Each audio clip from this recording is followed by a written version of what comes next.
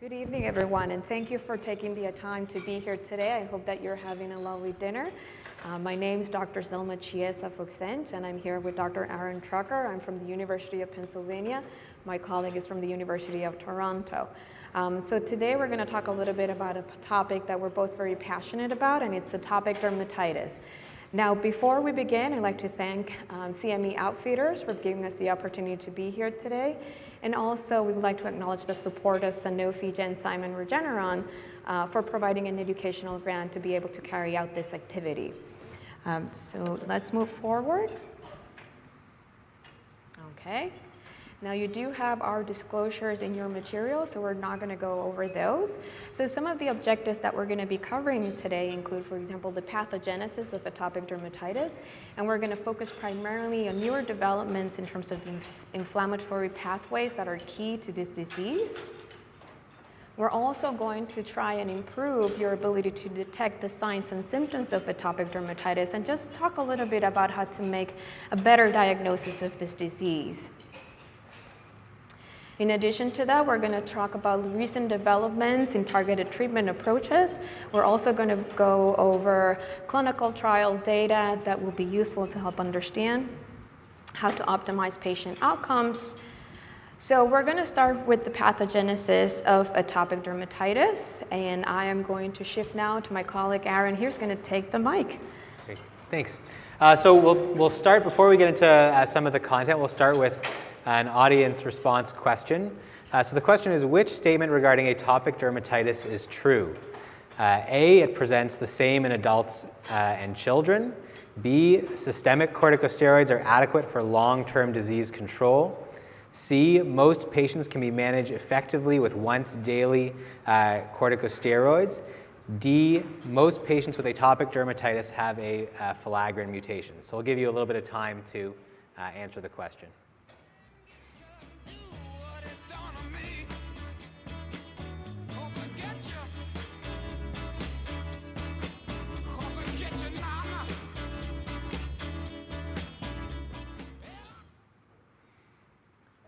Okay, so we have some variability in the answers. The most popular choice was answer number 4, that most patients with atopic dermatitis have a filaggrin mutation.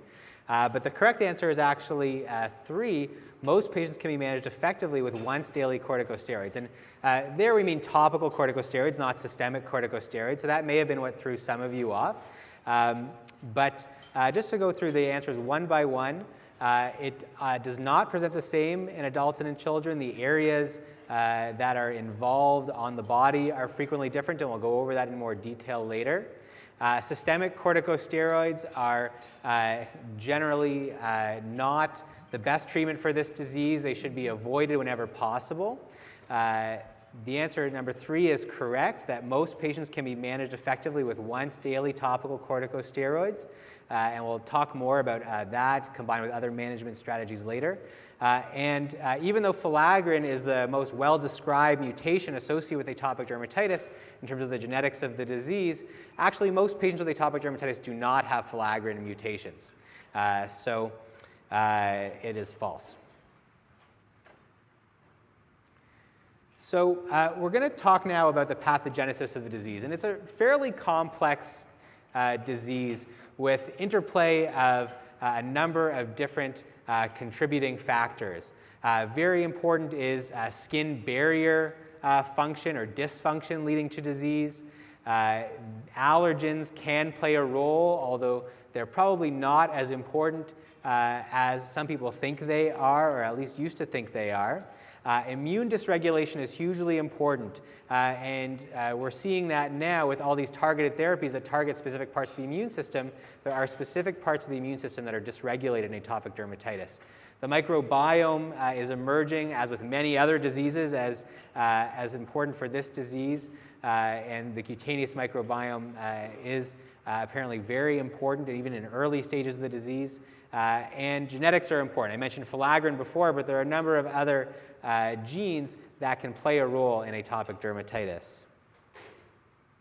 And it really boils down to this outside in and inside out, which some people describe as dueling hypotheses, but really I think they fit in nicely with each other. And it's a vicious cycle in a way. You generally, from a genetic perspective, might start with either an abnormality in your skin barrier or in your immune system. And then you have environmental factors that propagate one or the other, and they cycle into each other. So for example, if you have a filaggrin mutation, filaggrin is a protein in the epidermal skin barrier. If you have a mutation in that protein, your epidermal barrier is disrupted. That allows allergens and irritants in. That leads to inflammation. And when you actually have inflammation in the skin, that leads to further barrier disruption. Or you could start with inflammation in the skin, and that then leads to barrier disruption, and then that cycle goes around and round. And so when we treat the disease, we're targeting both of these factors, the outside-in factor and the inside-out factor, the skin barrier and the inflammation, to try to treat the disease. Okay, thank you, Aaron. So as you can see, atopic dermatitis is a disease that it's an interplay of multiple factors, as Aaron was just saying. And we're going to just talk a little bit about some of the key inflammatory pathways. And this is important because you'll see that newer treatment modalities that are being approved offer a more targeted approach, and that comes from work that's been done with respect to this. So the first diagram that we're looking at here, you'll see two different phases of atopic dermatitis. You'll see the acute phase of atopic dermatitis on your right-hand side, and also what can occur in skin that has what we call chronic atopic dermatitis, meaning there has been systemic skin inflammation that's been ongoing for some time now. Now, I think two of the most important cytokines that we have come to understand and appreciate in the pathogenesis of atopic dermatitis include interleukin-4 and interleukin-13. And these are important because these are key inflammatory cytokines in the Th2 pathway. And they have a number of effects. For example, they can actually increase the recruitment of more Th2 cells, driving the process. They can also increase the recruitment of other inflammatory cells, such as, for example, eosinophils. In addition to that, we also have secretion of other cytokines, such as Th22, which can lead to epidermal dysplasia or skin thickening. And it's just a process that continues to cycle. Now, this is another key inflammatory pathway, and you can see that both interleukin-4 and interleukin-13 act on the interleukin-4 receptor alpha and interleukin-13 receptor alpha 1. And that their main mechanism of action, actually, when they activate this receptor, it results in activation of the JAK-STAT pathway. And why is this important? Because then the JAK-STAT pathway can affect gene transcription and promote the propagation of inflammation. So this offers another target for treatment. And in addition to that, we're also going to talk a little bit about PDE4, or phosphodiesterase 4. This is an enzyme that's important in maintaining the balance of cyclic AMP. And we're going to talk about this because there are newer treatment modalities that will actually inhibit this enzyme. So just going on over this diagram really quickly, as you can see, on the right-hand side, when PDE4 is activated, it actually leads to a downregulation or a decreased secretion of cyclic AMP, which then decreases the secretion of pKa and results in increased transcription of pro-inflammatory cytokines. What PDE4 inhibitors do is they actually block this particular enzyme so that increases in concentration of cyclic AMP does result then in decreased production of pro-inflammatory cytokines. Okay, so now we're going to move forward into strategies for diagnosing atopic dermatitis. How can we improve the accuracy of our diagnosis and timeliness? Okay. So we're going to go over the myths, and this are a couple of misconceptions that we may still have about the disease. We tend to think of atopic dermatitis as a disease that primarily affects children. However, we know that the prevalence of atopic dermatitis in the adult population can vary between 3 and 10%. It's thought to be more around 7%. There's also some estimates showing that about 3 out of every 10 patients or adult patients who present to your clinic may actually be new onset adult atopic dermatitis. Another myth is that the presentation of atopic dermatitis in children is going to be the same as in adults. When we think of atopic dermatitis in children, we tend to think of flexural involvement, the arms or the legs. However, we'll see that in adults this can be different and makes the diagnosis a little bit more complicated. Another myth is that eczema is a mild condition that doesn't really have a significant impact on a patient's quality of life, and we'll show why that is not true. We know that having eczema can actually lead to decreased work productivity. We know that it can affect career choices, and we know that it can have an effect on social relationships as well and be associated with depression and anxiety. In addition to that, we tend to think of eczema as being caused by allergies, and as Aaron was mentioning, when we talked about the different factors that come into play, we don't tend to think of allergies being associated so much with eczema anymore. Okay. So when we look at the clinical phenotypes in atopic dermatitis, and in this figure here, you can sort of appreciate certain differences, right? During infancy and early childhood, atopic dermatitis is primarily localized to the face. You can have it in the cheeks area, the scalp, also the trunks, and some denser surfaces, including the buttocks. As children grow older, you can then see that eczema will primarily affect areas such as the neck, as well as the flexural folds on the arms and the legs, and also the feet. Now, in adult populations, the distribution can be different, right? It can involve truncal surfaces. It can also involve extensor surfaces, which is something that we may not usually associate with. In addition to that, adult patients with atopic dermatitis may also have localized disease to just the hands, the feet, the face, or also in the genital area as well. Okay. I'll pass on to you, Aaron. A lot of atopic dermatitis patients, it's really easy to make the diagnosis. They come in with classic lesions in classic locations. They give you the story of it, having been there their whole life, and they have comorbid asthma, and it's a slam dunk. You don't really have to think about it too hard. But for some patients, there is a differential diagnosis. And the differential diagnosis changes from early life through adulthood. Things in infancy that are important to consider is seborrheic dermatitis, things like scabies, immunodeficiency syndromes, and again, that's going to be in children who are unwell in other ways. Langerhans cell histiocytosis, which is a rare hematologic abnormality, acrodermatitis enteropathica, which is nutritional deficiency, zinc insufficiency, and metabolic disorders. And those things, you're going to think about it when there's something atypical distribution, the patient is not getting better with the use of topical steroids, which you would expect to make the condition better, but most of the time you don't have to think about all these other entities. In childhood, you add in things like contact dermatitis, tinea, rare conditions like pityriasis lichenoides, psoriasis, which is going to have a different distribution, different appearance to the lesions, more well-defined lesions as opposed to the ill-defined lesions you see in atopic dermatitis, and cutaneous T-cell lymphomas like mycosis fungoides start to make an appearance on the differential diagnosis list as well. But again, you're only thinking about these things when there's something atypical. In adulthood, the list is largely the same. But particularly in those patients who present with adult onset disease, even though it is described as an entity that can happen, adult onset atopic dermatitis, in patients who say, oh, it just came up all of a sudden, I never had this before, you do start to think about some of these other things on your differential diagnosis. So getting back to some of the response questions, we're going to go through a case. So this is a patient, JC. He's a black male with an itchy rash. He describes that he's had intermittent symptoms throughout his entire life. He feels as if it's been getting progressively worse in recent years, though. And the rash is primarily located on chest, arms, and legs. And he's very itchy. He says he can't stop scratching. It results in him waking up from sleep just about every night. So he's very bothered by it. And these are some clinical photos.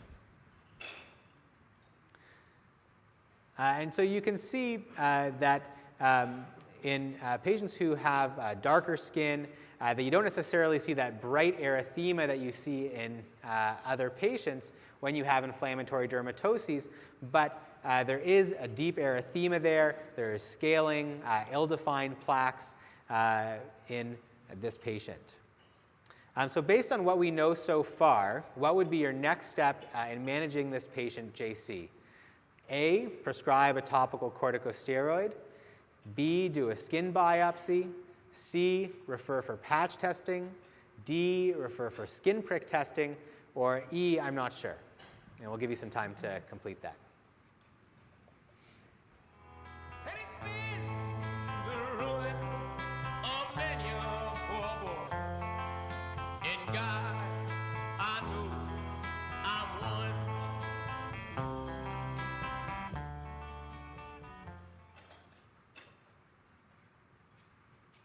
Okay, great. So it looks like 75% picked prescribe a topical steroid, which actually is the correct answer. Yeah. It's labeling 3 as the correct answer here, but you were correct. 75% of you were correct. Yep. So just to go through them, so this patient, based on his history and physical examination, has atopic dermatitis. He's had this rash on and off for his whole life. He's very itchy. You would want to take more of a history. Does he have asthma? Does he have any seasonal allergies, a family history of any of those things? But you can make a clinical diagnosis of atopic dermatitis in this patient, and it would be reasonable to prescribe a topical steroid as empiric treatment for him. In terms of doing a skin biopsy, yes, that would be helpful to make the diagnosis, but I think it would be better to treat this patient. There is not going to be any harm done if you, give them a topical steroid and say, come back and see me in 4 weeks. We'll see how you've responded. And if it responds, then that's great. And if not, then you might think about doing a skin biopsy or referring for patch testing. Prick testing, we generally only do when patients give a history of a reaction that sounds like a type 1 reaction. So if they give a history of hives or of angioedema, anaphylaxis, with exposure to a specific allergen. So in this case, it wouldn't be indicated. And for those of you who aren't sure, appreciate your honesty. So we'll talk now about how you make the diagnosis.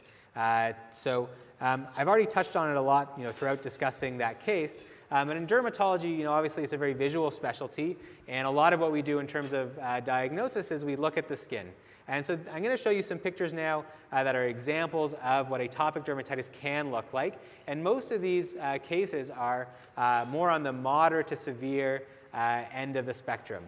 So not some mild patches of dermatitis in the flexures, but somewhat more extensive and more oozing, crusted, thick disease. You can see here in the patient on your right, you see some flexural location of the lesions, but it's more widespread than that. In each case, you can see that there are some excoriations happening. You can see some linear markings, which indicate scratching. This is a picture of some more chronic disease where they've been rubbing and they've affected the pigmentation of their skin, which we commonly see in patients who have had chronic atopic dermatitis. Here's some involvement of the feet, and this is a very classic location in adults where they get these lesions on the anterior ankles and onto the dorsal feet, thickened skin from chronic rubbing. And you can see again in this patient with darker skin, there isn't this bright red erythema to let you know there's inflammation there, but there is deeper inflammation, and the patient will tell you they're itchy, and that's also part of how you know that there's inflammation there. And similar findings on the back of the hands here. So there are actually diagnostic criteria for atopic dermatitis. It is a clinical diagnosis. We don't use diagnostic criteria in routine clinical practice, but there are diagnostic criteria that have been validated. And when you do a clinical trial for atopic dermatitis, then patients have to meet the diagnostic criteria. But even though they're not used in clinical practice, I find them helpful to at least think about when you have a patient who you're wondering, well, this doesn't look like a classic atopic dermatitis patient, where do they fit in? And the simplest diagnostic criteria are these UK Working Party diagnostic criteria. And they're very simple, and the vast majority of patients that I see who have atopic dermatitis meet them. There's very few that sort of escape these criteria. The first criteria is that they have to have an itchy skin condition. If they have an itchy skin condition, if their skin is not itchy, they do not have atopic dermatitis. You have to have itchy skin to be diagnosed with this condition. If they're not itchy, think of something else. They have to have 3 of any of the following criteria. They have to have either onset below age 2. And in adult patients, it's often hard to get at this exactly, but a lot of them will say, you know, I've had it my whole life or since early childhood. They have to have a history of flexural involvement, so for instance in the antecubital or popliteal fossae, a history of generally dry skin, a personal or family history of other atopic conditions like asthma or hay fever, and then on your physical examination, even if they don't have even if they give you a history of flexural involvement, another criteria is that you can see flexural dermatitis as well. So if they have an itchy skin condition in any 3 of those, then you meet these diagnostic criteria. And again, you're not going to use these in your routine clinical practice, but they are helpful to think about. Okay. So we're going to talk a little bit about some of the objective criteria that we can use in clinical trials to kind of get a better understanding of how our patients are improving. A lot of these criteria we don't really use in routine clinical practice, but I think it's important for you to know that they're out there. Just because if you're interested, you know, if you pick up the New England Journal of Medicine and you read the studies on dupilumab, you'll kind of have a better understanding of what the outcome measures mean. So the most commonly used severity scales for objectively measuring disease severity in atopic dermatitis include the SCORAD, or Scoring in Atopic Dermatitis Index, the Eczema Area and Severity Index, or the EASI score. There's also the Investigator's Global Assessment, and also the percentage of body surface area involvement. I think it's important to note that none of these are perfect, and there's different domains that they're measuring. For example, in the SCORAD, in addition to taking into account the percentage of body surface area involvement and the intensity of the lesions, meaning how red, how scaly, how thick they are, it also takes into account patient symptoms, such as, for example, pruritus or sleep loss. Okay? In addition to that, we may also see other scales being used in clinical trials. One of those includes the pruritus numerical rating scale. And this is because pruritus, we know it's a key symptom in this patient population. As Aaron was saying, if a patient is not itchy, it's very unlikely that this is atopic dermatitis, and we should think about other things. But in addition to objective measures, we also want to take a look at what's the patient experience with atopic dermatitis. And for that, we can use some patient-reported outcomes. We can look into using the Dermatology Life Quality Index or the Patient-Oriented Eczema Measure, which is just a short 7-question measure that you could easily incorporate into your clinical practice. However, that being said, I think it's important to know that most of us realistically will not be bringing this into a very busy clinic. So if you're not doing any of these assessments, that's okay. But I think it's important to understand that in the healthcare area that we're living in, payers are going to be looking for this information when you decide to prescribe any more advanced systemic treatments, right? So we need to take that into consideration. And also, if you're not using any of these measures, I also think it's very important for us to assess the impact of atopic dermatitis on our patients. And one strategy would be to just ask simple, open questions, right? We tend to ask the question, are you itchy? That's pretty standard. Another question that we can incorporate is, are you sleeping okay? And they may say, you know, yeah, but then you may be more specific and say, okay, out of 7 nights of the week, how many of those nights are you waking up scratching?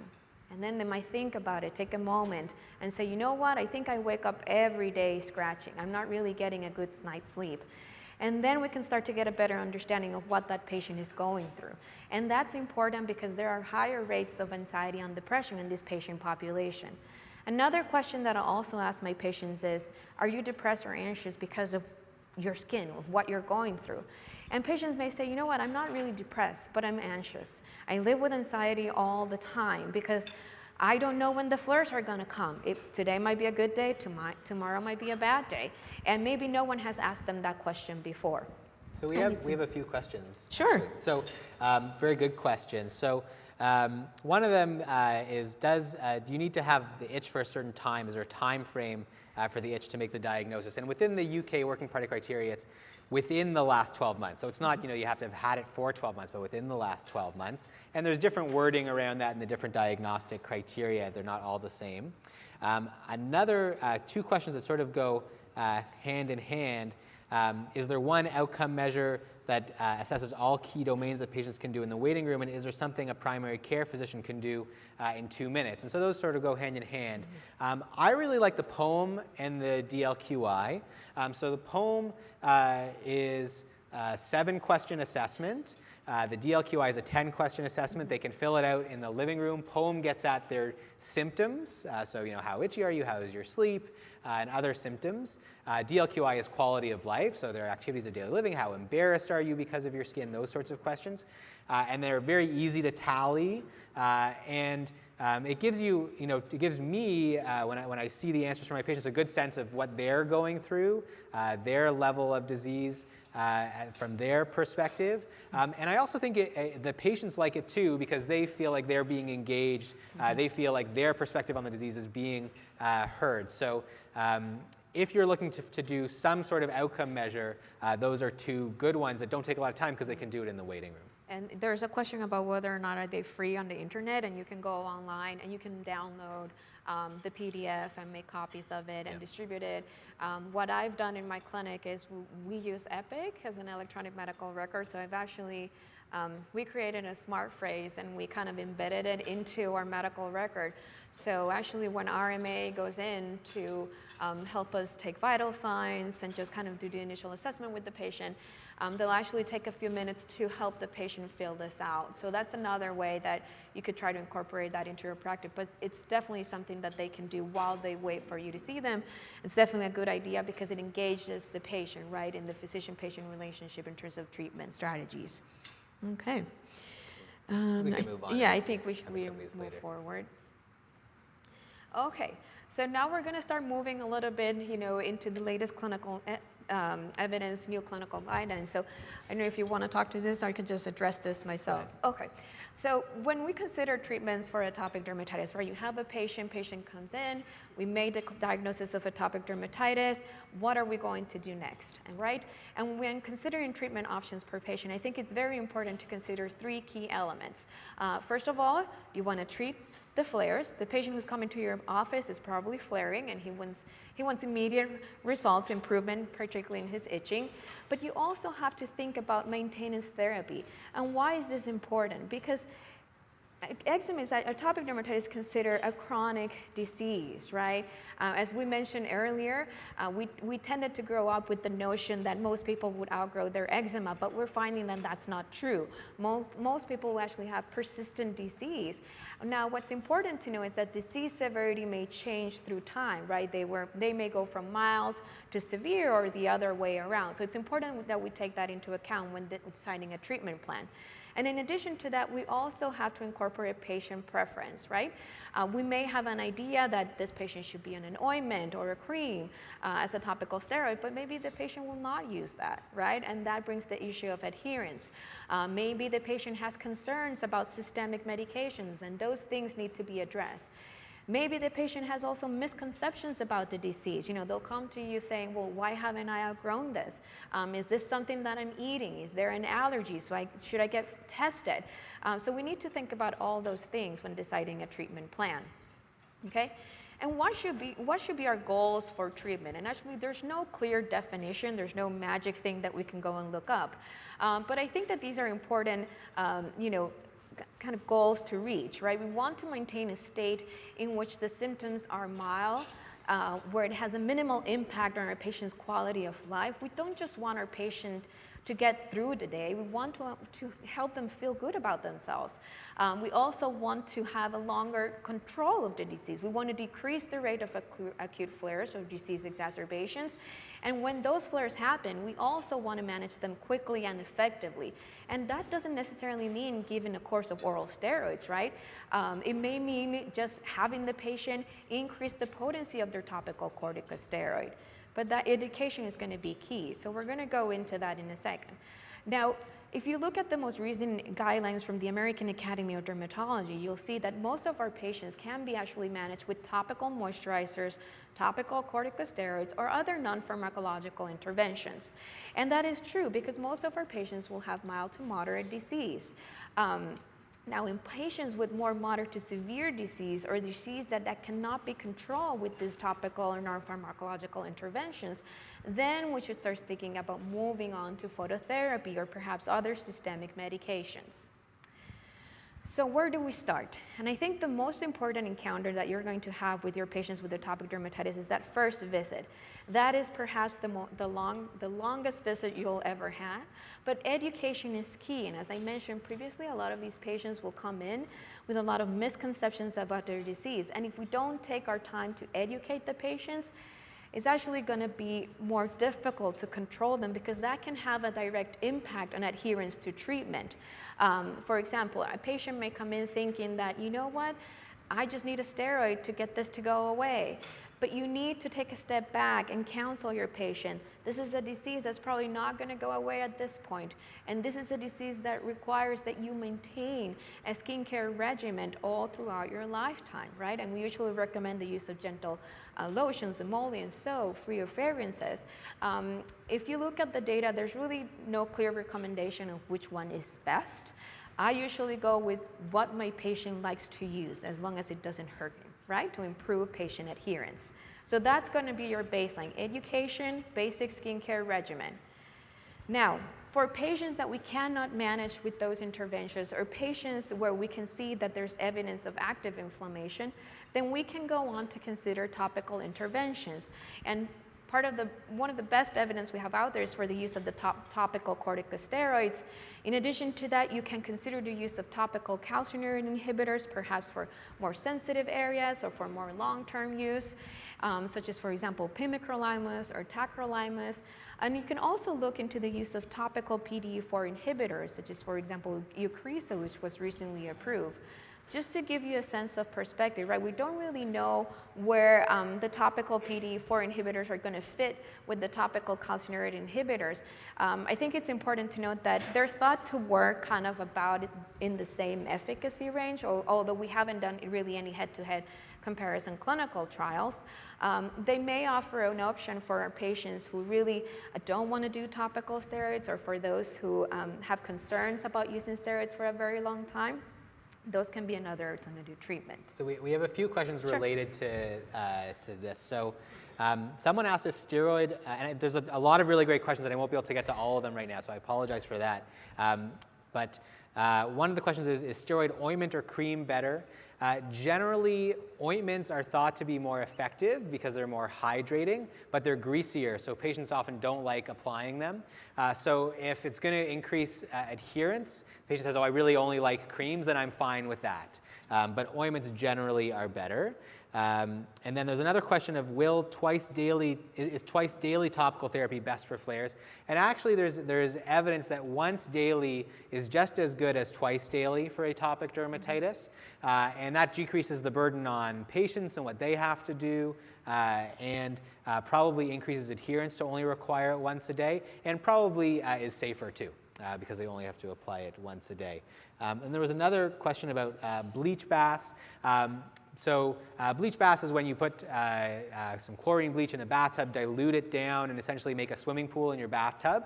There was a nice small clinical trial published in the pediatric population in atopic dermatitis patients who had a history of skin infection and colonization with Staphylococcus aureus, and in them it decreased their disease severity. And so it was, got a lot of uptake in the dermatology community, but there actually isn't any evidence in adults, and it was a small trial, so it's not something that I push hard in my adult patients, because again, there's all these things you're asking them to do, and it's another thing that's going to add to their burden without much evidence. So I don't know what you do in your practice. So in terms of bleach baths, I agree with you. There's really not a lot of data to support that. There was actually, I think, a recent systematic review or meta-analysis that came out that actually really didn't show that it was that efficacious in controlling lesions of atopic dermatitis, and they actually thought that in the end it was related just to the fact that they were bathing and not the fact that they were using the bleach with the bathing. I think what's important to kind of emphasize is that if there's one thing that you want your patients to do, is to get them to understand that they need to use their emollients, right? It's just like I always tell them the analogy, this is like brushing your teeth. You get out of the shower, and that's when you put your emollients. You try to do it at some point in the day, but it's something that you need to do because that is going to kind of just set the base. In terms of creams or ointments, yes, we tend to think that ointments are more occlusive, that they can penetrate better, that they're more tolerable because some patients might just not tolerate the cream formulation. But then on the other hand, they tend to be greasier. So some of my patients, they'll say, well, I can't wait 15 minutes in the morning for this to get absorbed because I got to go to work. And then that leads to the issue of patient adherence. So I think it's very important that before we prescribe anything, I usually ask the question, do you have a preference, right? Because I don't want to impose on you, but do you have a preference of what you like to use? Because then I know, okay, if I prescribe a cream and he says he's going to use it, he is going to use it, versus if I give him an ointment, he's probably not going to use it as much as I would like, okay? So I think we can move on. Okay, so we just want to take a moment to talk a little bit about different approaches, right? We grew up with training, doing a more reactive approach to treating atopic dermatitis. And by reactive, we mean, you have a patient in your office, they're coming in to see you because they're itchy, their eczema is flaring, and you treat that, they're gone, and you never see them again, and who knows what's going on. Now, there's increasing evidence in the literature that you can use a proactive approach. So what is a proactive approach? So it's a combination of using a predefined, a long-term, low-dose anti-inflammatory treatments to areas that were previously affected with atopic dermatitis on a regular schedule. So for example, you have your patient who constantly will flare up folds of the skin, the antecubital fossa, and you say to them, you know what, we're going to use this steroid to calm this down. But once this calms down, I want you to switch to a proactive approach. That proactive approach can be, for example, using tacrolimus or a mid-potency steroid or a lower potency steroid, once a day application, 2 to 3 times a week, to prevent the lesions from forming. So this is kind of novel because this is not something that we tend to do with our patients, right? And there are some trials, some smaller clinical trials showing evidence that this can actually decrease the number of flares. It can decrease the amount of topical steroids used and also increase the time in between flares. So this is a strategy that you could easily incorporate into your clinical practice for patients to follow, okay? Now, how do we ensure adherence to treatment, or what strategies can we do? I just talked about the proactive approach. And oftentimes when I talk to my patients about this, they get a blank stare because I'm giving them all this information and they're just really not processing it. So one of the things that we tend to do is basically write out an eczema action plan. And you can get templates like this directly from the website of the American Academy of Dermatology. They're free to use and you can download at no cost. You can create your own plan. I think it's important that if you just take the time initially to write it down, this is what you use on the face, this is what you use on the body, this is how you're going to use it and for how long, and this is what we're going to do for proactive strategy, that can actually help improve adherence to treatment. Another strategy that I'll sometimes do is actually have them come in to see me a little bit more frequently. Why? Because I think it also gives me a sense to make sure that they're adhering to their treatment properly, and also it helps me to gain a better understanding of how their disease flares, right? Because that's eczema. It flares at unpredictable times, and I may not see, if I don't see the patient for the next 3 to 4 months, I may not know what's going on, okay?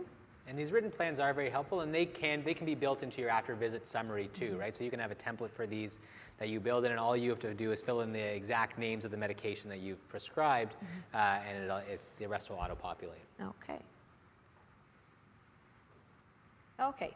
So, Aaron, can you talk a little bit about what you take into account when you decide to start a systemic or phototherapy for patients with atopic dermatitis? Sure, and this sort of relates to one of the questions, which was, what's the best way to manage an acute flare in a patient with moderate disease? And so I'll go through, basically how you approach a patient with moderate to severe atopic dermatitis.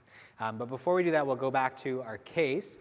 So our patient, JC, has been adherent to regular moisturizer use and topical corticosteroid use, but his atopic dermatitis continues to flare. He's still very itchy. What is your next step? A, refer for skin prick testing. B, prescribe a course of systemic steroids, C, refer to a dermatologist, D, I don't know, or E, none of the above. Maybe I think too much, but something's wrong. There's something here that doesn't last too long. Maybe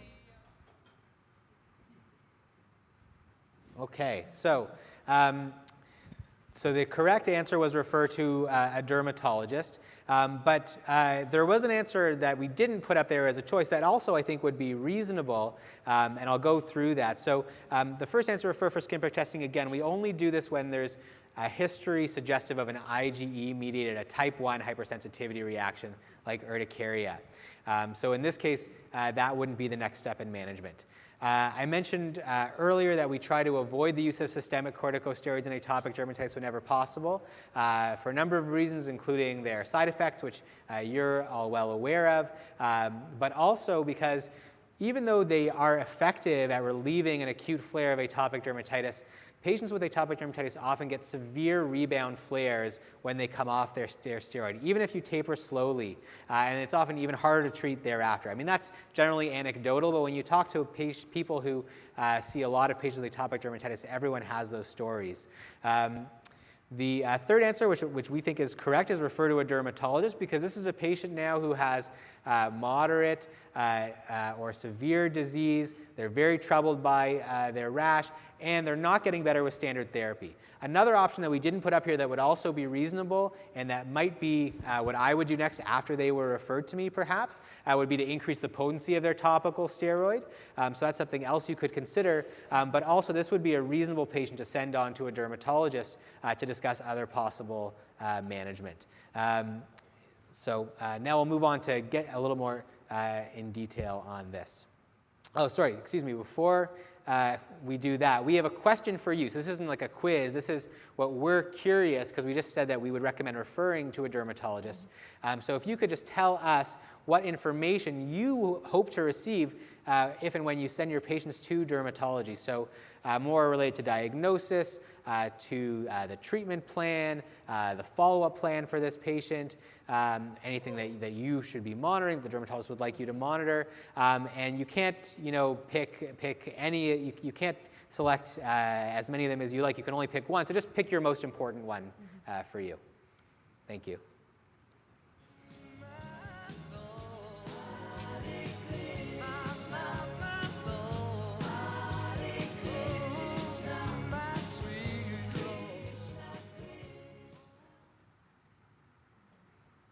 Okay, so a broad spectrum, but more wanting to know less about the diagnosis, but more wanting to know about the plan going forward, including about any monitoring that would need to be done. Okay, so thank you very much. That's helpful to know.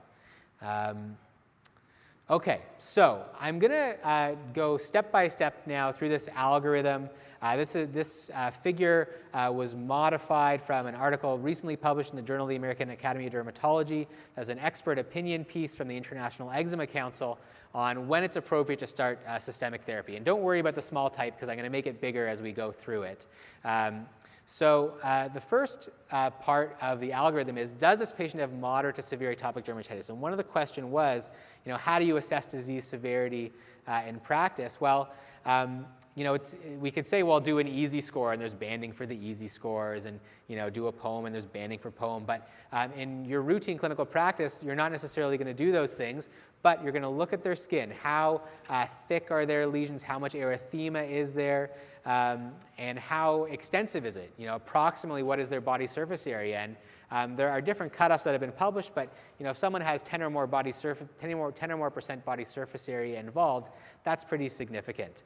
But then even beyond looking at their skin, getting the story from the patient about how it's affecting their life, because you may see, oh, there's limited body surface area involved, doesn't look all that severe to my eye, but it's really having a major impact, and so that might make you think that this patient has moderate to severe disease. So that's sort of your first step in deciding when a patient might need something more than just topical therapy. Then there are sort of two steps that run in parallel, and we'll go through them. And Zelma mentioned earlier that that first visit is so important, educating the patient. And it's most important in the first visit, but it's also important in subsequent visits to reinforce it, to discuss the avoidance of any triggers that they've identified, to stress the importance of adherence to your treatment plan, and to make sure that they understand their treatment plan, that you've optimized topical therapy, that they haven't been prescribed a mild corticosteroid for the body when in fact they should be using a moderate corticosteroid, that they are using it once a day and not avoiding use because they're worried about side effects. Address possible fear. So come out and say, why aren't you using your topical steroid if they say that they're not using it as much as you said, because they may have what they call steroid phobia, where they're very fearful of side effects, and you can perhaps educate them to address that. And then depending on where you work, there may actually be structured educational interventions, and I know there are groups working on some online resources for this, so even if you're somewhere where these aren't available in person, there may be some coming up that are evidence-based and available online. And then, in parallel with that, it's have you considered alternative diagnosis? So we talked about how you make this diagnosis before, and if it's a patient where it's not a slam dunk, there's no history of atopy, they had onset in adulthood, the location's a little bit atypical, have you considered other diagnostic options? Because if it is atypical, then maybe they need patch testing to rule out contact allergies. Perhaps they need a skin biopsy if you're thinking about something else. Perhaps there's secondary infection that's driving things in addition to their atopic dermatitis. And perhaps there's a history of some IgE-mediated problems. Maybe they have atopic dermatitis and urticaria, and maybe there is an allergic component here, and maybe there's someone who would benefit from a referral to allergy. So those are the next steps. And then after you've done both those things, this is going to sound a little bit redundant, but that's because it's so important. It's that has intensive topical therapy been given an adequate trial? So many patients that are referred to me, I work in a tertiary care center, subspecialty clinic in atopic dermatitis, they're referred to me as refractory patients, but then talking to the patient, they've really only been using the corticosteroid here and there. They used it for a week, it got better, then they stopped and it came back, and that was their interpretation of the corticosteroid not working. And so really talking to the patient, understanding what they mean by, oh, the topical steroid didn't work, and making sure that they're using it in an appropriate way. Because before we go on to phototherapy or systemic therapy, we want to make sure that the safer treatments have been exhausted first.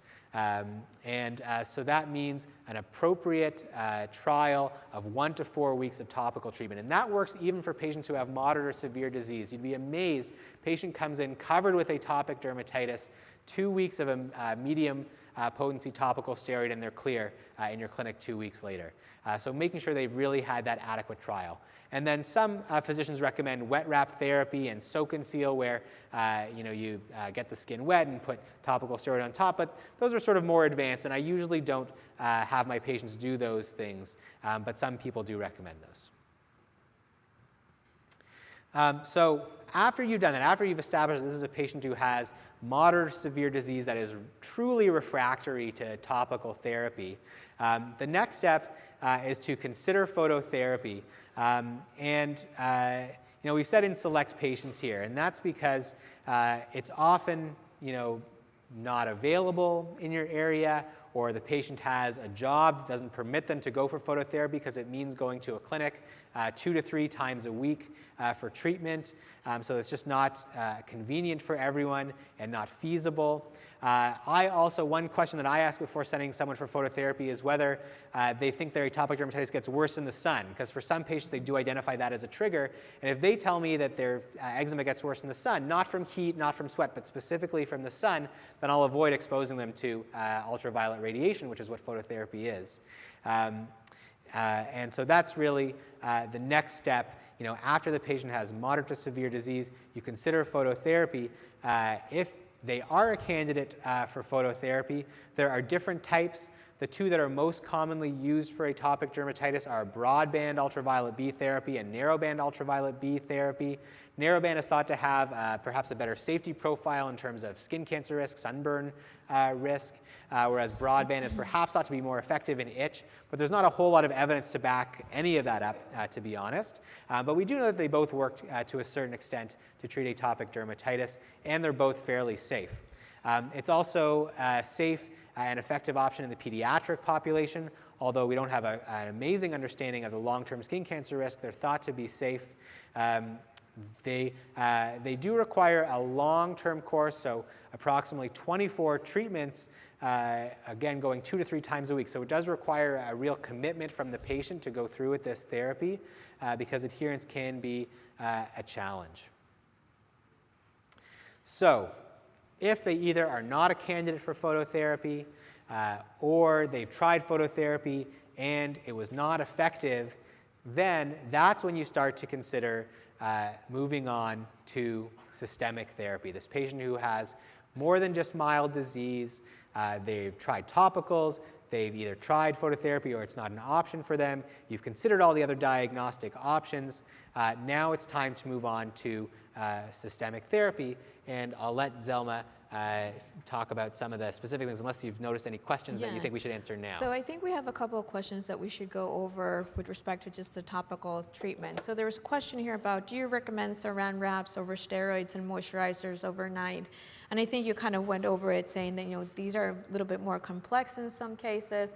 Usually if I have a very motivated patient, we can try that, and some of my patients will say that actually helps, especially with hand dermatitis. They'll put the ointment on at night, put a pair of cotton gloves over it, feel a little bit better in the morning. But I don't know if that's not something that I do for all my patients. I don't know if you have a similar experience. Yeah, relatively infrequently. If there's a patient who has really thick lesions in one area, I might recommend a more potent topical steroid under occlusion in that area for a brief period of time, but it's not something I use frequently. Okay, and I think there's also a question here about, that's interesting to go over. Do you have any favorite topical steroids that you use first line? So I work in Canada. You know, things are very different. I worked in Rhode Island until a year ago, and now I work in Canada. In Rhode Island, we use a lot of triamcinolone acetonide as our mid-potency topical steroid.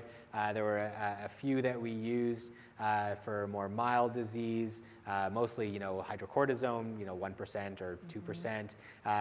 In Canada, I still use the hydrocortisone, but for moderate disease, I use betamethasone valerate, 0.05%, but that's just because it's what's easiest to get the big tubs of, you know, prescribe 500 gram or pound jars of those. So it's all about for that, it's all about what's cheap and you can get a big tub of.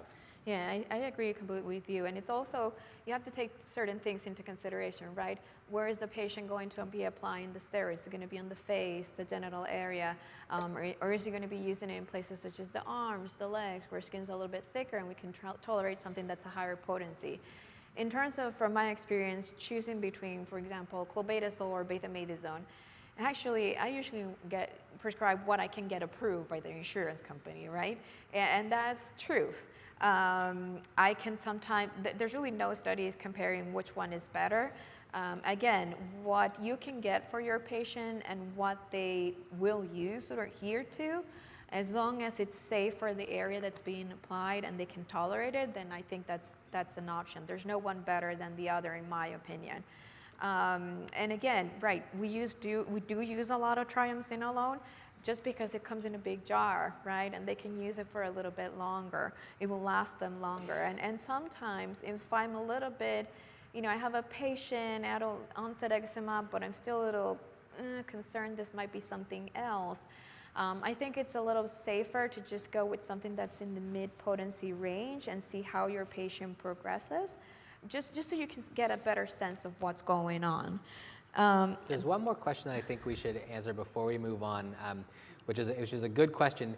In the patient JC or in any other patient with you know, moderate or severe disease, would a trial of Eucrisa, which is crisaborole, or Protopic, which is tacrolimus, be appropriate if topical steroids fail? To my mind, you know, so those agents, those non-steroid topical agents, Depending on which one, they're the equivalent in terms of potency of either a mild or a moderate topical steroid. So if a patient has failed, a mild or moderate topical steroid, switching to one of those isn't necessarily going to give you that added bump. They're not any more potent. The way I use those agents is as an alternative, either in sensitive areas such as the face or the genitals, or in a patient who doesn't tolerate topical steroids or is really topical steroid phobic. But I don't necessarily use them as an agent to go to if topical steroids don't work, because they're not any more potent. And I think there's one last question. I'm not sure if this question about can skin pigmentation eventually resolve with treatment. I'm assuming it's about post-inflammatory hypopigmentation, not related to the skin discoloration that can happen with long-term steroid use. That's very frustrating for a lot of our patients, especially patients with darker skin types, who come to me, with the concern that, my eczema is now scarred all over. And I have to kind of take a step back and say, that's not really scarring. That's the hyperpigmentation that occurs after the inflammation goes away. And that is very difficult to treat. And unfortunately, steroids are not going to make that go away.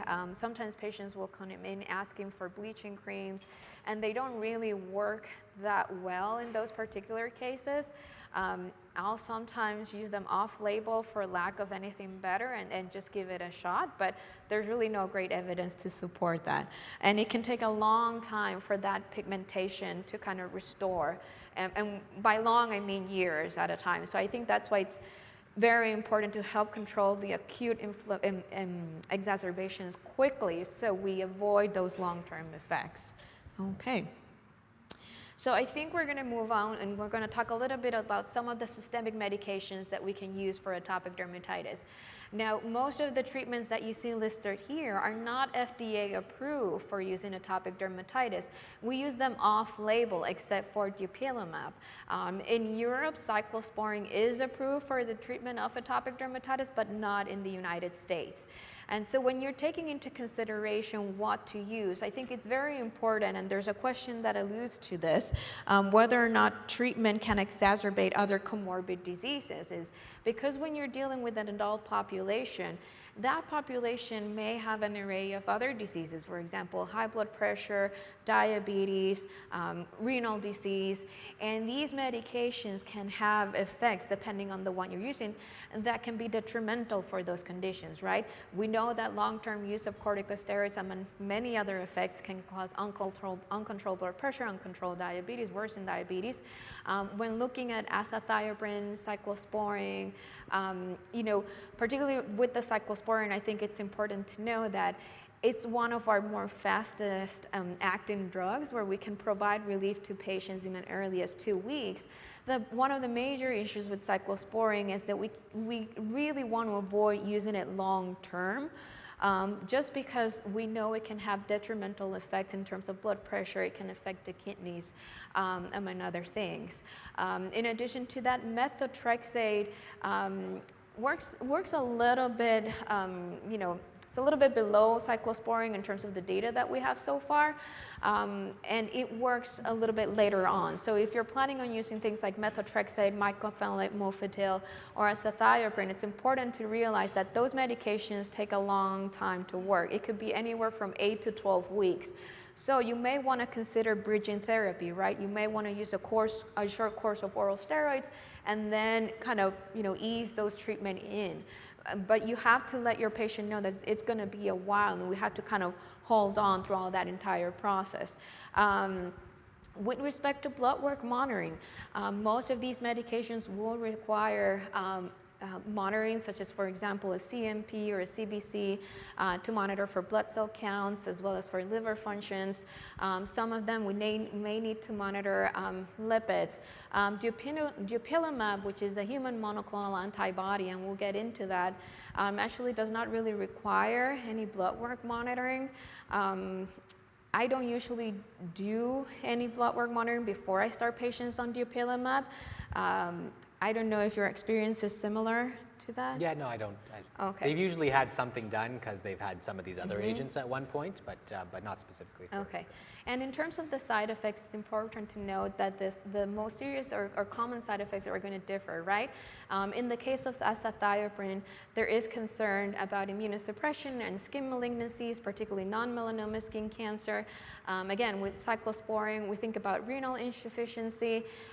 With dupilumab, we think about injection site reactions as well as conjunctivitis. Methotrexate, we do think about the effect of methotrexate on the liver.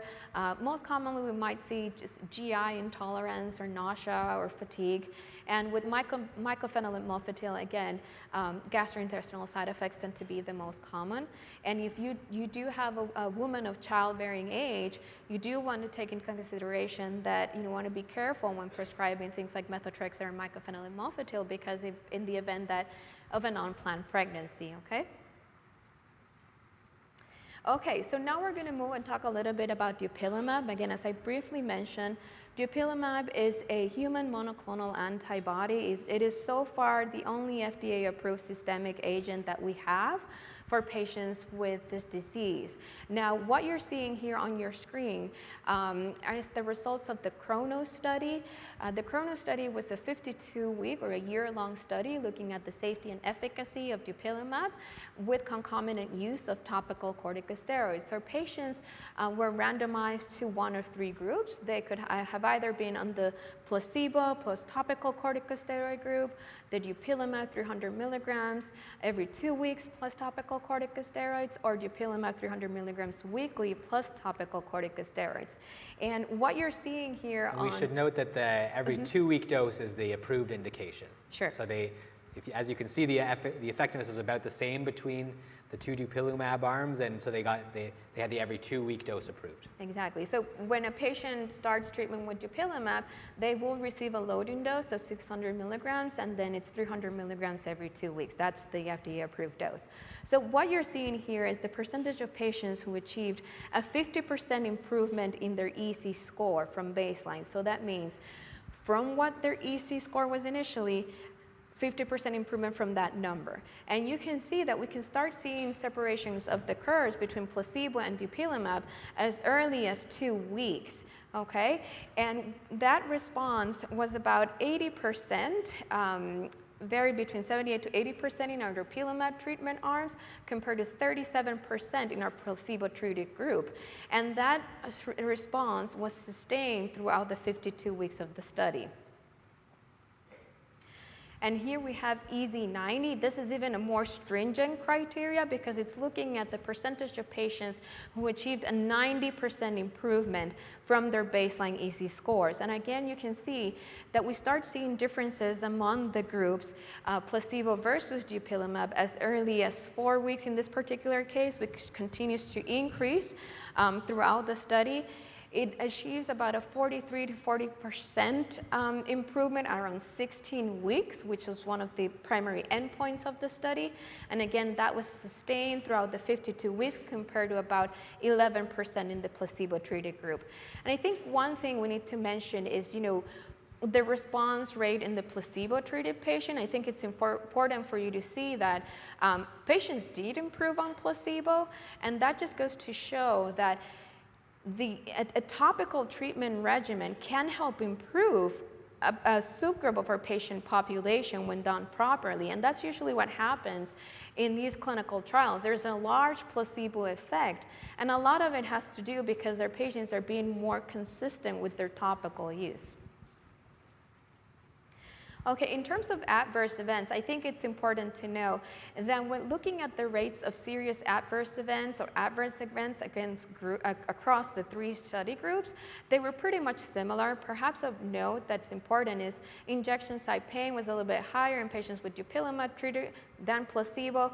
An injection site reaction is basically when a patient administered the medication, the area gets a little bit red, inflamed. It usually tends to resolve in about 24 to 48 hours, and patients can continue on treatment. I think it's important that we talk about conjunctivitis. This is something that we may see in the future. There was a higher proportion of patients in the dupilumab treated group with conjunctivitis compared to placebo. And this is interesting because when you look at the studies in dupilumab for other indications, for example, for asthma or for nasal polyposis, which is currently being studied, that signal was not seen there. So it seems that conjunctivitis may be specific for atopic dermatitis patients. Why? We don't know, and this is an area of future research that we're interested in. I think what's important also to kind of emphasize is that most patients who develop conjunctivitis during the trial actually were able to continue with the treatment and receive treatment for their conjunctivitis. It resolved and everything was fine. So that's one thing to consider as well. Okay. So now we're going to talk a little bit about some biologics in the pipeline, and Aaron's going to talk a little bit about that. Yes, so it's a really great time to be a dermatologist interested in atopic dermatitis, as we are, because there's a lot of really exciting new therapies that are being developed and tested for this condition, which up until recently, for moderate or severe disease, there weren't any targeted agents, and we were left with these broad spectrum immunosuppressive agents. Now we're getting into some more targeted therapies. And so you can see that the targets on the left include thymic stromal lymphoprotein, interleukin-4 and 13, which again are the targets for dupilumab, but are being targeted by other biologics as well, interleukin-5 and IgE, interleukin-12 and 13, which is a target in psoriasis. Ustekinumab is already approved for psoriasis, as is secukinumab, which inhibits interleukin-17. And so far for interleukin-12 and 13, the results from clinical trials haven't been super impressive from what I've seen, but it remains to be seen in larger trials what happens with a lot of these agents. Interleukin-31 is a really fascinating target because it's a cytokine that's specifically involved in itch, and so we'll see what happens with medications that target that cytokine. There are also oral medications that are in development, ones that inhibit the Th2 pathway, that inhibit PDE4.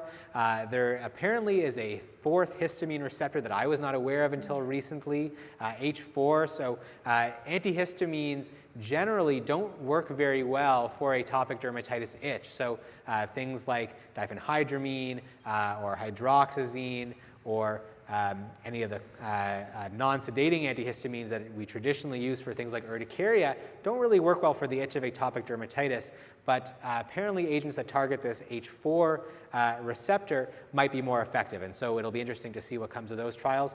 JAK inhibitors, again, are being studied, as are other agents that target itch, specifically the NK1R receptor.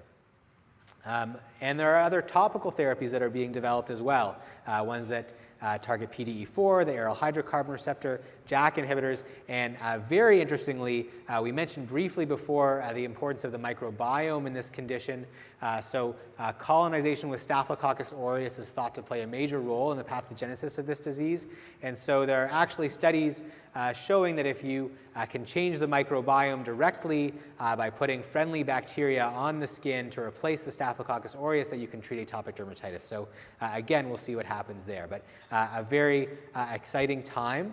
So just to summarize, some of the main takeaway points from this last segment, we consider systemic therapy, whether it be with a traditional agent or a biologic agent, when the patient has moderate or severe disease. And if you want to use standardized outcome measures in your practice, then that's great. But if not, then really it's your overall global judgment and how your patient tells you that their disease is affecting them.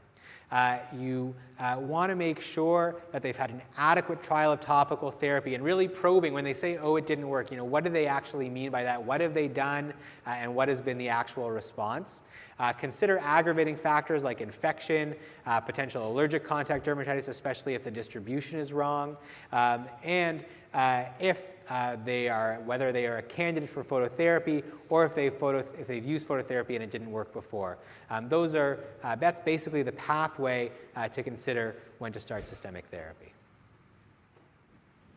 Okay, now before we end, there are some questions about treatment I think it's important we should go over. Sure. Again, the mechanism of action of dupilumab, it's a human monoclonal antibody that blocks the action of the interleukin-4 and interleukin-13 receptor. So it works on that inflammatory pathway.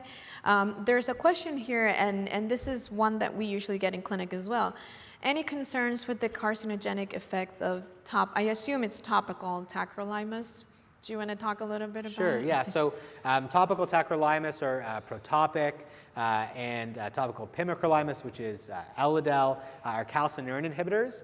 And when they came to market, they had black box warnings warning about carcinogenic potential, which my understanding of it, was based on animal studies and also the fact that if you give these medications orally to humans who are trying to suppress their immune system to prevent organ transplant rejection, they're at higher risk for cancers. But these medications have been around for a long time now, and there's been very little to no evidence that these do cause an increased risk of cancer, and so I usually counsel my patients not to be concerned about it. And likewise, I usually even just warn my patients, just to kind of prepare them from what's coming, right? Because tacrolimus, topical tacrolimus, topical pimecrolimus, they do have a black box warning. So when a patient goes to the pharmacy, the pharmacist is required to counsel them on that, right? And if you haven't talked to them beforehand, if they go to the pharmacy and hear all this information, they're not going to use the drug. So I tell them, this medication has this black box warning. To the best of our knowledge, no clinical trials so far have actually shown an increased risk for carcinogenicity of using this medication. So it's okay to use. And I go back and reference that's the proactive study that was done using tacrolimus. Patients were actually using the medication for up to a year with no major risk signals. So you should be okay. I don't usually tell them that there is a risk with using this medication. Now with systemic medications, particularly azathioprine, that's the one that I'm a little bit more concerned with the risk for non-melanoma skin cancer. There was a question here about how is the conjunctivitis, yeah. but Yeah. So this conjunctivitis story is really interesting because it kind of came out of nowhere. It was an unexpected adverse event, but it's there. It's clearly there as a signal in the trials. But I think a problem is that these trials, the trialists were dermatologists, and we are not great at evaluating eyes. And so we don't really know a lot from the clinical trials, a lot about what this conjunctivitis really means and how best to manage it. I do think it's reassuring, as Elma pointed out earlier, that it didn't require medication discontinuation in the majority of patients. But I think it's something that we're going to learn more about as now we know that this signal exists. I think we'll learn more about what it actually means. Is this an allergic conjunctivitis? Is it an irritant conjunctivitis? I think for now the way I'm approaching it is with things like artificial tears, and then asking my ophthalmology colleagues to opine on any other measures. I don't know what you're doing in your practice. So usually it all goes down to that first intervention when we're thinking about starting systemic medications. That's part of the review of systems I'll go through. I emphasize on eye symptoms before I even start the medication. I ask them about a history of prior eye infections, just for me to get a sense of whether or not if this is a patient that's been struggling with keratotic conjunctivitis or viral or bacterial conjunctivitis in the past. Usually, so far, most of the patients that I've seen, they haven't been infectious conjunctivitis. They have been sort of more with, allergic. I am not an ophthalmologist, so I'm very cautious about diagnosing or prescribing, topical corticosteroid eye drops for them to use. We do have access to an ophthalmologist close, but I know that will vary depending on your practice location. What I would probably recommend is, early intervention. I usually tell my patients, get in touch with me as quickly as possible if you're having eye symptoms, and we'll assess them if it's related or not. Usually most of my patients eventually it resolves and it's not a big issue. But for some, they do require the use of topical steroid eye drops, and that can help as well. I'm a little bit cautious again about prescribing them myself, unless I'm pretty sure it's not a viral or bacterial conjunctivitis, just because of the concern. Okay. There is another question I think it's very important here, is antibiotic treatment in atopic dermatitis. Any role, and when and for how long? And I think if we, if you look at the recent evidence, in the past, we used to think that we could use oral antibiotics not to just only treat infection, but to also kind of improve the symptoms of inflammation. But our more recent clinical guidelines actually show that this is not an adequate strategy. And because of the concern of increasing antibiotic resistance, it is really recommended that you only use oral antibiotics for a patient that has clinical evidence of skin infection, right? If it's just to help control the symptoms by decreasing inflammation, we shouldn't really be doing that. I don't know if you have similar thoughts. I agree. And there was actually a really nice study published recently, a clinical trial that was done in primary care of patients who had mildly infected atopic dermatitis. So not really severe crusting, but sort of what looked like more of a mild infection. And the trial looked at topical versus oral antibiotics with a third arm that was just treating the atopic dermatitis with topical steroids, and there was no difference. So, really, for patients with mild infection even, we probably don't even need to use antibiotics. But I use them, when there are, signs of significant infection, significant crusting. I swab the patient first to see if there's going to be any growth of any resistant organisms, but I also treat them empirically with antibiotics in those cases. There's another question here on vaccination in patients on dupilumab, and usually, based on information from the package insert and from our clinical experience, vaccinations such as the flu, non-live virus vaccines are okay even while on treatment. However, live virus vaccines I would probably counsel against, or have them receive the vaccinations before you start on treatment. Don't know if you have any comments. Yeah, I agree with that cautious approach. I think we don't really know about the live vaccines, and so I agree. Okay. Being cautious. Let's see here. There's a question on vitamin D, which I get a lot in clinic as well. There have been a few studies that have looked at this, and I think in general, in the clinical trials that have been done, there hasn't really been a proven significant benefit for vitamin D to treat atopic dermatitis. So I think perhaps it plays some role in the pathogenesis of the condition. It's a very multifactorial condition, but not something that I think plays an important enough role that targeting specifically does much to treat. There's also a question here on treatment of perioral dermatitis. And I think this is a very interesting clinical diagnosis, and also can present with certain difficulties in management, right? Oftentimes we'll see a patient in clinic who comes in with a diagnosis of perioral dermatitis, and in some cases they've been applying the topical steroids for a very long time, and that can actually be counterproductive. And when we try to taper them off of that, they actually flare back up. So it's sometimes in those particular patients, I will either taper the potency of the steroid slowly to the point where I get to hydrocortisone 2.5, and then just decrease the frequency of how they use it and of how often they're using it, and eventually taper them off. In other instances, and if possible, I'll use things like tacrolimus or pimecrolimus if the patient can tolerate them. Those medications are associated with stinging or burning, so if it's too inflamed, they might not be able to apply the medication, but that can be an alternative just to get them away from using too much steroids, which could be counterproductive in this particular case. And sometimes for perioral dermatitis, which is different from atopic dermatitis, we can sometimes use oral antibiotics there still to get that to go down. There are a few questions about comorbidities here. So there are some questions about atopic comorbidities and the association with asthma and food allergies. And so we know that these conditions, asthma, food allergies, allergic rhinitis, hay fever, and atopic dermatitis, are associated with one another. A current leading theory is what's called the atopic march, where atopic dermatitis is felt to perhaps be the initiating factor. You have skin barrier dysfunction, which leads to epicutaneous sensitization by food allergens and aeroallergens, which then lead to the development of those comorbidities. But it's not certain, and it doesn't necessarily happen in all cases. There are many patients who report having asthma who've never had atopic dermatitis, and so it is an association. There probably is some causal link, but it's just not fully understood. And there was a question about whether dupilumab would work for asthma, and yes, it is in trials for asthma. It is not approved for asthma, but it is in trials.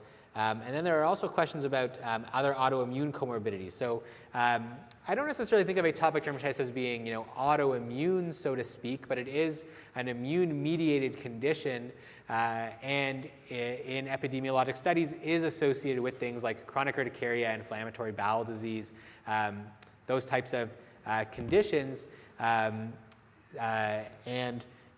So, yes, they are associated. Mm-hmm. Okay, so I think, we want to leave time to see if anyone has any additional questions or answers. So I think we're just going to go over a few of our key summaries today. First of all, we hope you get a better understanding of the increased complexities of what the pathophysiology is in atopic dermatitis. There are multiple roles at play here. I think it's a very interesting era for atopic dermatitis, and we kind of predict that the next 10 years are going to be known as a decade of eczema. We're very hopeful that a lot of these treatment options are going to come out, and we're going to be more confident in saying to our patients, we can get your disease under control. I think it's also very important to remind you that, when thinking about treatment plans, patient preference is going to be key. We need to have that discussion with our patients. Basic skincare regimen, again, and there was a question on that. And I wanted also to touch base because patients can come in with the misconception whether or not they should bathe, they shouldn't bathe, they should soap versus not soap. And really there's no data to supporting that one thing is better than the other. And the only thing I think for which there's a little bit stronger data is for the more consistent use of emollients. If you tried emollients, topical interventions, and your patients are not getting better, revisit your diagnosis. And if you feel like, we did our best, think about maybe referring to consider phototherapy or systemic therapy. Do you have any final comments? No, nothing to add on top of that. Just thank you all very much for your attention, for your great questions. Sorry we didn't get to all of your questions. There is still some time now, and we'll take a look, but there have been some really terrific questions, so thank you very much. Yeah, and if anyone has any additional questions, feel free to come up to us. We'll be happy to answer them, and we hope you enjoy the rest of the conference, and thank you for being here today.